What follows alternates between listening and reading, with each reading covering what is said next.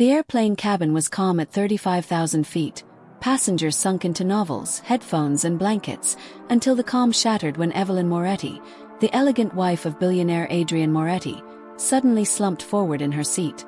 Her necklace glimmering faintly as her head tilted lifelessly, gasps erupting as panic spread, and Adrian, normally a ruthless boardroom giant, clutched his head in horror and shouted desperately for a doctor, while flight attendants rushed forward but froze under pressure, scanning the crowd for help only to meet silence, whispers and fear. And then from the back stood a 17-year-old boy in a cheap blue janitor's uniform, Marcus Hale, who wasn't supposed to be there at all, a scheduling error having placed him on the very plane he had just finished cleaning. Heading home to his sick mother with nothing but a gift ticket from a kind supervisor, no wealth, no influence, no degree. But when others shrank back, something inside him refused to sit still. Because he had lived beside heart failure, learned from paramedics at his mother's side, and though the passengers doubted him, their whispers echoing,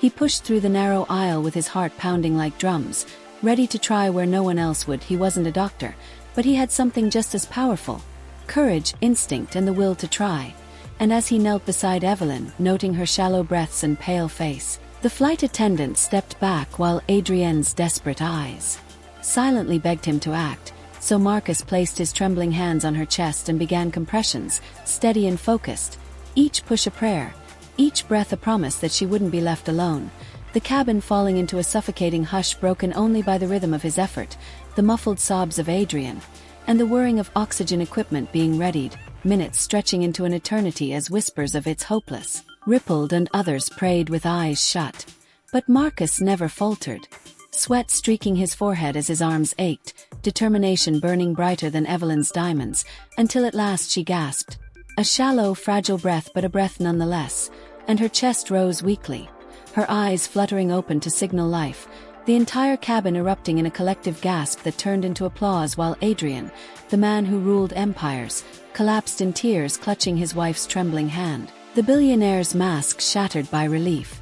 And as flight attendants fitted her with oxygen, Marcus slid against the aisle wall, exhausted, tears stinging his eyes, not from weakness but from the weight of the miracle he had just delivered, the sight more moving than the rescue itself being the contrast that a boy in a cheap janitor's uniform, invisible hours before, had saved the life of a billionaire's wife, tearing down the illusions of wealth and status to reveal compassion knows no boundaries. And as the plane prepared for its emergency landing, Adrian sat beside Marcus, wordless gratitude etched in his trembling nod and firm hand on the boy's shoulder. And Marcus, thinking of his sick mother who once told him he was stronger than he believed, felt for the first time that her words were true, a truth the world would soon know as headlines exploded with the story of the teenage janitor who became a hero at 35,000 feet. Teenage janitor saves billionaire's wife at 35,000 feet, and as interviews flooded in and reporters hounded Marcus,